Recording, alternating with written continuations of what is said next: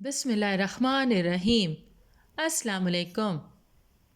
حضرت خالد بن سعید بن عاص رضی اللہ تعالیٰ عنہ ابتدائی زمانے ہی میں مسلمان ہو گئے تھے۔ انہوں نے نبی اکرم صلی اللہ علیہ وآلہ وسلم کے ظہور کے وقت خواب دیکھا تھا کہ وہ آگ کے گھڑے پر ہیں اور وہاں ایک آدمی انہیں آگ میں پھینکتا چاہتا ہے۔ نبی اکرم صلی اللہ علیہ وآلہ وسلم انہیں بچانا چاہتے ہیں۔ وہ گھبرا کر نیند سے اٹھے اور یقین کر لیا کہ یہ خواب برحق ہے۔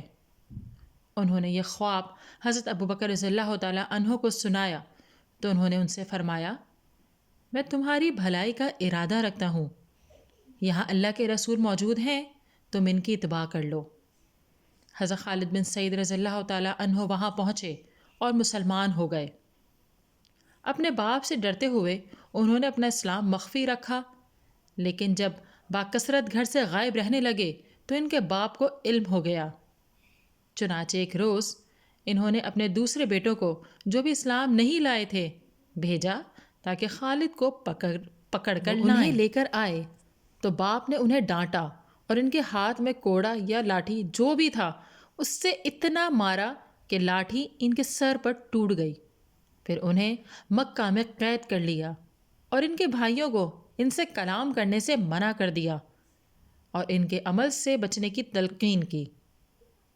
پھر اس نے خالد رضی اللہ تعالیٰ عنہ کا گلا گھونٹنے کی کوشش کی، بھوکا رکھا اور 3 دن تک پانی نہ دیا، لیکن حضرت خالد رضی اللہ تعالیٰ عنہ نے صبر سے کام لیا اور اجر کی امید رکھی۔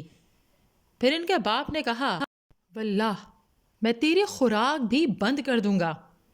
حضرت خالد رضی اللہ تعالیٰ عنہ نے جواب دیا، اگر آپ میری خوراک بند کر دیں گے تو اللہ مجھے رزق عطا فرمائے گا جس سے میں زندہ رہوں گا۔ آزادی پاتے ہی وہ نبی اکرم صلی اللہ علیہ وآلہ وسلم کے پاس آ گئے۔ وہ آپ صلی اللہ علیہ وسلم کی عزت کرتے تھے اور آپ کے ساتھ رہتے تھے۔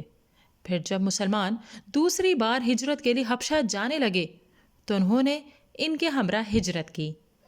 ناظرین، اگر ویڈیو پسند آئی ہے تو اسے لائک کیجئے، شیئر کیجئے، کمنٹ دیجئے اور چینل کو سبسکرائب کیجئے۔